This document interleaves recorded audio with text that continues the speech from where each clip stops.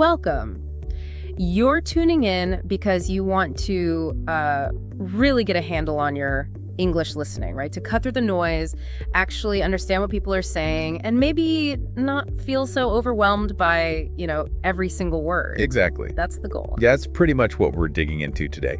We're focused on giving your English ears, a serious upgrade. Yeah. We've looked at a whole bunch of information, tried to boil it down, and we're ready to share what seem to be the most effective ways to do it. Think of this as like your roadmap, a blueprint for mastering English listening. We want to go beyond just, listing tips. We want to give you a clear, maybe even engaging way to understand spoken English better with more confidence. Okay, let's start at the beginning then. Because like anything worthwhile, you need a good foundation. Mm-hmm. And for listening, that foundation really seems to be consistency. Absolutely. It's like exercise, isn't it? You wouldn't expect to run a marathon after one intense training session. Right. Those little bits, regularly, they add up much more. Precisely. And the sources we looked at all hammer this home. Make English listening a daily habit. Even if it's just, 10 or 15 minutes? Yeah, exactly. Maybe on your commute or while you're cooking dinner, just fit it in. Regularity seems more important than duration, especially at the start. That makes sense. It's like tuning your ear slowly. It really is. And there's a brain aspect too. Yeah. Right. Short, regular exposure helps your brain start picking up the patterns, the sounds more intuitively. You're gradually getting it tuned, like you said. Those little tweaks make a big difference over time. Okay, so consistency first. Now, what about something maybe a bit more immediately fun? Movies and TV shows. Yes. Definitely not just killing time. It's actually a really powerful learning tool. And there's a kind of progression suggested, isn't there? There is. It makes sense. Start with subtitles in your own language just to follow the story. Okay. Then switch to English subtitles. That helps connect the sounds you're hearing with the words on the screen. Gotcha. See it and hear it. Exactly. And then the final step. Try watching without any subtitles at all. Test yourself. That sounds challenging, but I can see how it works. Well, think about what you're doing there. You're basically creating your own little immersion bubble. You're not just hearing isolated words. No. You're hearing natural conversations, slang, different accents, how tone changes meaning. Yeah, all the stuff you miss in textbooks. Totally. And the tip to pick shows you, actually, is crucial. If you enjoy it, you'll stick with it. Learning shouldn't feel like a chore. And rewatching things you already know. Oh, definitely useful. It reinforces vocabulary, sentence structures, all in a familiar context. Less pressure. Right. Okay, that covers screen time. What about when you're, out and about? Podcasts, audiobooks. Perfect for listening on the go. Makes dead time productive, right? And there's just so much choice now. Whatever you're interested in, there's probably a podcast about it. Absolutely. And for learners, there are specific recommendations. Things like the English We Speak from the BBC or maybe ESL Pod. Good starting points. Clearer, maybe slower paced. Generally, yes. Yeah. Designed for learners. But the idea is to eventually transition, move towards podcasts and audiobooks made for native speakers. Push yourself a bit. And just listening without pictures, it forces you to focus more on the sound. Right? Exactly. It trains a different listening muscle.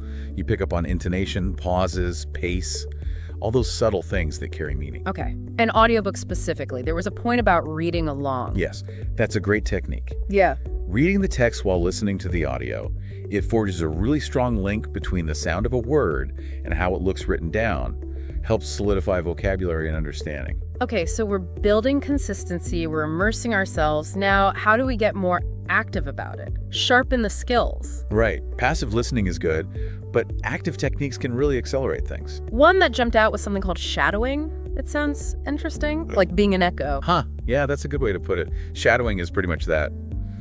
You listen to a short bit of audio. Like really short. Yeah, maybe just 30 seconds, maybe a minute. And you repeat what you hear almost immediately, trying to copy the pronunciation, the rhythm, the intonation. So you're listening and speaking almost at the same time. Pretty much. It feels weird at first, definitely. Right. But it's incredibly effective for training your ear and your mouth. Improves listening, pronunciation, rhythm, all together. Okay, I can see that. Takes practice, I imagine. That's for sure, but it pays off. Now, something else. A common frustration, right? Trying to understand every single word. It's paralyzing sometimes. Oh, absolutely. So easy to get stuck on one unfamiliar word and then just lose the thread completely. Yeah. So what's the advice there? The big shift is to stop trying to decode every single word. Focus instead on the main idea, the gist. Like you do in your native language. Exactly. Yeah. You don't consciously process every syllable, do you? You listen for keywords, you notice the tone of voice, you use the context. And your brain fills in the gaps. Pretty much. Your brain is amazing at inferring meaning. So train yourself to listen more strategically. It's less frustrating and actually improves overall comprehension. Okay, let go of perfectionism a bit. Definitely. What about using subtitles again, but specifically English ones, like on YouTube videos? Right, that's another useful tool. Seeing the words while you hear them gives you that visual reinforcement. Builds confidence, maybe? Yeah, builds confidence, helps connect sounds to spelling, good for vocabulary. And again, there's that progression. Start with them on, then challenge yourself, turn them off. See how much you understood. It's like having training wheels you can take off. Good analogy. Okay, and one more active technique mentioned was this 3-step active listening process. Sounds quite structured. It is, and it's very effective for focused practice. So, step 1, listen to a short audio clip without any text. Just try to get the general idea. What's the topic? Any words you recognize? Okay, just listen first. Step 2, listen again, but this time with the transcript. Read along. See what you missed. Check your understanding. Note down new words. Compare and contrast. Exactly. Then step 3, listen one more time, maybe without the transcript again, and this time really focus on the sounds. Try to mimic the pronunciation, the intonation. Ah, so it combines listening comprehension with a bit of pronunciation practice too. Precisely. It really sharpens your listening accuracy, helps your memory, and even boosts your speaking confidence. That sounds like a solid routine. Okay, so we've got consistency, immersion, active techniques, but what about just, enjoying the process? Crucial. If it feels like drudgery, you won't stick with it long term. And music came up as a way to make it fun. Absolutely. Learning with English songs is fantastic. It's fun. It's memorable. You get tunes stuck in your head anyway, right? Might as well be useful ones. Exactly. You absorb vocabulary, get a feel for rhythm, pick up natural expressions. Plus, music really aids memory. Those phrases stick. Any tips for using songs? Yeah, start with slower songs, maybe ones with clearer singers. Look up the lyrics, read along, and try singing along. It all helps. Okay, I like that. And it's not just solo activities, right? What about connecting with other people? Oh, hugely beneficial. Joining English conversation groups or listening clubs. Where do you find those? Lots of places online now. Discord servers, Facebook groups, Reddit communities, language exchange apps like Tandem or HelloTalk. And the benefit there is? Exposure. You hear lots of different accents, different speaking speeds, much more variety than just one teacher or one textbook CD. Real people talking. Exactly. Plus, you can ask questions, share tips, get support from other learners. It's motivating. Makes sense. Community helps. Okay, let's talk strategies for, ongoing improvement. Things you can tweak. Adjusting playback speed came up? Yes. Such a simple but effective trick. If you find native speakers too fast, which is common, slow the audio down. Like on YouTube or podcast players. Yeah, most platforms let you do it now. Try 0.75x speed, maybe. Gives your brain a bit more processing time. And then gradually speed it back up. Exactly. As you get comfortable, edge it back towards normal speed. Yeah. It builds confidence and comprehension step by step. Clever. What about listening to the news? Seems a bit formal, maybe. It can be, but that's actually helpful sometimes. Newsreaders usually speak very clearly, use standard accents, more formal vocabulary. Predictable in a way. Kind of, yeah. Good for tuning your ear to clear, well-structured English. Channels like the BBC, CNN, Al Jazeera English. Maybe start with short clips. Good idea. Find topics you're interested in. Makes it more engaging than just listening to random reports. Right. Now, for people who like structure and tests, online quizzes. Yeah, those can be great too. Websites like ESL Lab, BBC Learning English again, lo.org, they have loads of listening exercises. What's the benefit of doing quizzes? They make practice more interactive, for one, and they help you focus, really pinpoint where you're struggling. Plus, getting answers right gives you that little boost, shows you you're making progress. Tangible feedback. And of course, apps. There's an app for everything. Any specific recommendations there? Well, several apps focus specifically on listening. LingQ is one. The BBC Learning English app has lots of material. Elsa Speak focuses on pronunciation through listening. fluently uses real videos. So they offer structured lessons, often with transcripts, quizzes. Yeah, often using native speakers in real situations, which is key. They package it all up nicely for you. Convenient.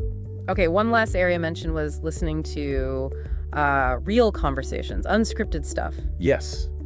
This is super important for bridging the gap between classroom English and, well, how people actually talk. What's different about unscripted talk? You get everything. Natural pauses, hesitations like and informal slang, maybe even little grammatical errors that are common in speech interruptions. The messy reality. Pretty much. Listening to interviews, real conversations on YouTube channels like English Speeches, maybe TED Talks, or podcasts like All Ears English gets you used to all that. It makes you a more adaptable listener. Okay. That's a lot of strategies. Now, as we kind of wrap up here, it feels important to mention patience. Oh, absolutely crucial. This isn't an overnight fix. Listening skills take time and consistent effort to develop. Don't get discouraged if you don't understand everything immediately. Exactly. And one way to stay motivated and see your progress is to maybe keep a listening journal. What would you put in that? Simple stuff. What did you listen to today? Maybe jot down a couple of new words or phrases. How much did you feel you understood? Just a quick note. And then look back at it. Yeah, look back every week or two. Yeah. You'll probably be surprised at how far you've come. It helps you see the small wins and celebrate them. Nice idea. Okay, so summing it all up. Consistency, variety, active engagement. That seems to be the core message. That's it. Keep listening, mix up what you listen to, and actively work on understanding. Don't just let it wash over you all the time. And focusing on the main idea, not every single word. Plus, using tools like subtitles or slower speeds when you need them. That helps manage the overwhelm. Definitely. Makes it less intimidating and more achievable. Right. So here's maybe a final thought for you, the listener. Just think about picking one or two of these ideas. Just one or two. How could weaving that into your daily routine consistently start to change your listening skills over, say, the next few months? Yeah.